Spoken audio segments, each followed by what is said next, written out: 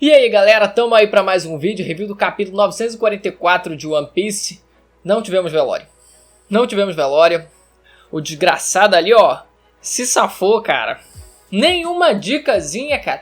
O Oda mete aquela de... Não, porque quando eu vejo teoria do povo, eu acabo mudando pro pessoal não acertar e tal. Nenhuma dica. Galera, eu nem ia fazer propaganda hoje, mas no site do Capitão Onigiri tá tendo cupom de desconto até o dia 5/6 para quem quiser comprar mangás avulsos, coleções e saquinhos plásticos também para quem quiser cobrir e proteger os mangás. 30% mangás avulsos, 15% para coleções completas e 10% quem for comprar os saquinhos, beleza? Confere o site que vai ter o link na descrição, quem quiser conferir, beleza? Agora sobre o capítulo, galera. Nesse capítulo, o pau começou a quebrar. O pau começou a quebrar, não foi tão formal, tão certinho como a gente, pelo menos eu cogitava, né? Por exemplo, e algumas pessoas também, né? O Zoro Sanji contra o Drake e o Hawkins. Não foi exatamente isso, mas... O curioso é que quase todo o bando estava ali reunido, e isso é algo que a gente costuma só ver quando a gente está no final do arco. Claro que esse não é o final do arco, nem tá perto provavelmente, mas foi curioso de ver o bando quase todo completo. Foi legal de ver a interação do bando lá junto, e mais do que a interação do bando, algo que eu nem tinha reparado na primeira leitura, mas eu fui reparar na segunda, que foi algo tão suave em relação ao Zoro, que foi o fato dele liderar de forma bem implícita ali o Sanji e o Franky. Eu ia falar o Franky primeiro, mas o Sanji e o Franky. Porque ele acaba tomando as rédeas da situação, até pelo fato dele já ser um personagem que tinha uma maior ligação, que criou uma maior ligação com o Yasuo ao longo desses últimos capítulos, né? Ele que teve um contato mais próximo, então naturalmente ele vai tomar as dores. A gente viu no capítulo passado a quantidade de quadros que foram focados na expressão do Zoro, dele sério, dele com as veias de piroca saltando na cara. Ele realmente estava putaço, sombreado no rosto dele, que o Oda tava colocando, né, pra deixar aquela expressão mais séria mesmo, né, um ar mais dark.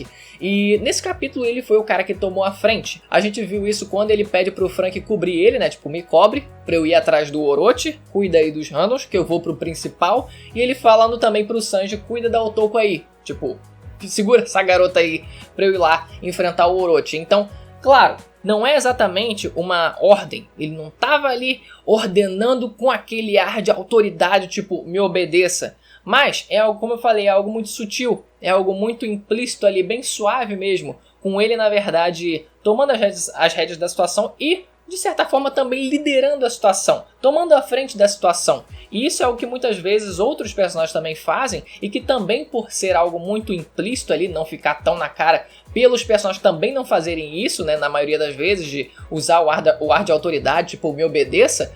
Mas esse foi mais um dos exemplos, né? Nesse caso com o Zoro. Arco passado a gente teve isso muito com o Jinbe, né? Também tomando a frente de muitas das situações. E agora também vale ressaltar dessa vez o caso do Zoro. Seguindo, ele decide atacar o Orochi e é aquilo, tipo... Mesmo que... Eu não lembro agora se foi o Franky que falou, tipo... Pra ele não fazer isso, ou foi o Sop falando pra ele não fazer isso, porque poderia dar merda com o plano, né? Mas ele tava putaço. Ele tava putaço e... Bom...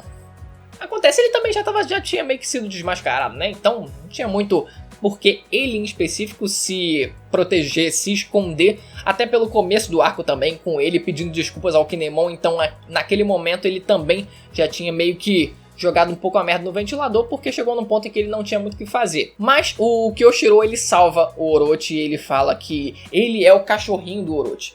Eu senti um tom de ironia nesse personagem e ele é uma incógnita ainda. Agora... O Orochi, ele é um cagão. E o que me deixa triste, porque eu realmente estava com esperança, já que ele era um usuário de Akuma no Mi, tinha uma Akuma no Mi do caralho, que aparenta ser do caralho. Então eu ficava, porra, vai ver pelo menos, mesmo ele sendo um merda, pode ser que ele apresente, pelo fruto dele ser muito poderoso, ser uma zona mística e etc., apresente algum desafio pra gente. Ainda pode ser que isso seja, ainda pode ser que isso aconteça, mas... Ele lembra muito o Spanda. O Sanji, ele chega a confrontar o Drake, já que o Drake estava tentando morder a Otoko, né? Se transformou ali, ficou putaço. E aparentemente o Sanji ele usou o haki preto nos pés. Nos dois pés.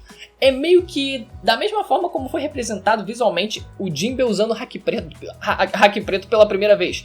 Quando ele simplesmente usa num random qualquer, lá em Holy Cake, sem qualquer destaque. sem qualquer evidência na cena, e simplesmente tá lá, bem comunzão, usando um golpe comum, um soquinho lá, nada demais. Lá no fundo a gente mal vê a mão dele. Nesse caso é a mesma coisa, a gente não vê, a gente mal vê o pé preto do Sanji, mas realmente dá pra ver que fica preto, os dois pés do Sanji. Agora, quando ele entra em contato com o pé dele, entra em contato com o Drake, não aparenta que ele realmente deu uma bicuda com força total. Aparentou muito mais que ele, na verdade, tivesse dando um impulso com o pé dele na cara do Drake, mais do que ele tentando dar um chute. Saindo da praça, a gente vai pra prisão.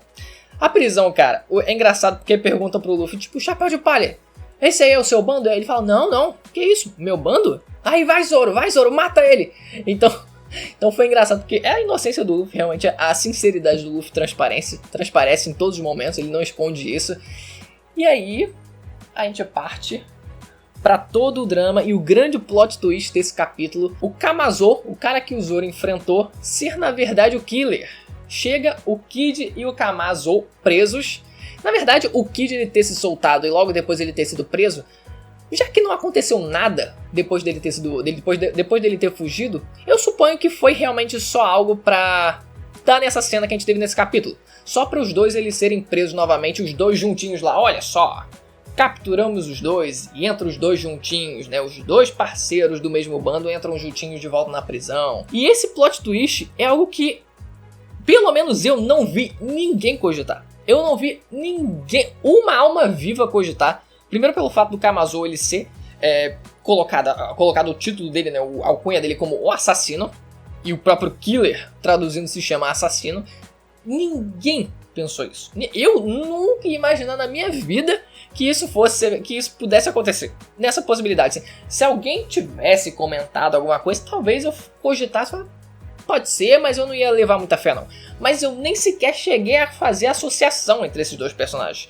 Nunca, mesmo com o nome dos dois, com no caso o nome Killer, ser associado também a assassino, que é a alcunha do Kamazô. E mais do que isso, o drama mesmo do personagem é o fato de terem dado uma Smile pra ele ter comido uma Smile também. Então, mais do que os personagens secundários do arco de Wano mesmo, né, tipo do país de Wano, o Yasuo, o resto do pessoal lá da cidade de Ebisu, né, todo o pessoal lá, a gente tem nesse caso um dos personagens mais próximos, um dos personagens do núcleo principal mesmo, também sofrendo disso, que gera uma empatia maior, já que a gente conhece o personagem há mais tempo. Então pode ser que venha a acontecer algum flashback do Kid conhecendo o Killer, algo do tipo, pra gente ter de fato o total background desse personagem. E isso é o Killer. Eu nem imaginei que o Killer ele fosse ter um destaque como esse. Mas de fato teve, ainda vai ter o Kid ainda. A gente ainda precisa saber do Kid, porque de fato ele escolheu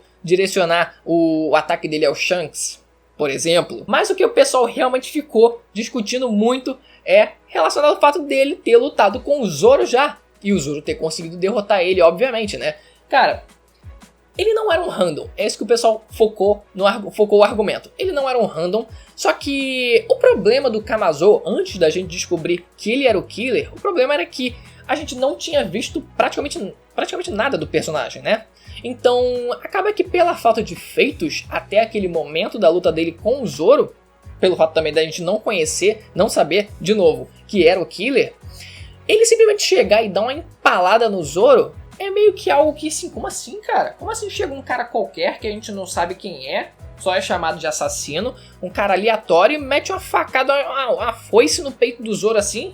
Não pode, né? Não é assim. Então, por essa falta de feitos prévios do personagem, ele empalar o Zoro assim realmente dá um choque na gente, né? Mas a gente sabe que ele não era um random qualquer. Apesar de que quem do bando dos supernovas é relevante, né?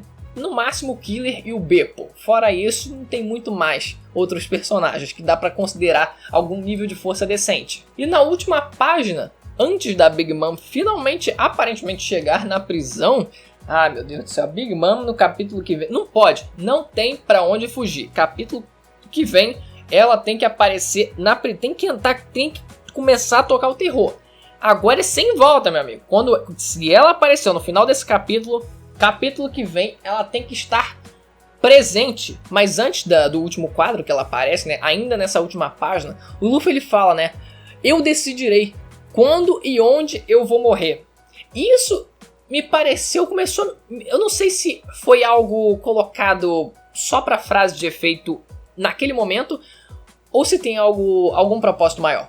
Ou se o Oda ele já tá colocando aquilo pra dar algum pequeno foreshadowing de alguma coisa lá na frente. Dele realmente decidir, do Luffy realmente decidir aonde morrer e a gente saber onde isso vai acontecer, a gente presenciar isso acontecendo lá pro final do mangá. Não sei, só tive essa impressão. Pela ênfase na fala do Luffy, eu tive essa impressão que pode não ter sido algo jogado ao vento assim. Enfim, esse foi o capítulo, espero que você tenha gostado da análise, deixa o like se você gostou do vídeo, se inscreva no canal se você não conhece para acompanhar reviews semanais do mangá de One Piece, outros vídeos também, vou estar deixando linkado aí vídeo na tela para você conferir se você tiver interesse, beleza? Ativa o sininho também para receber as notificações, vou ficando por aqui, até a próxima, tchau!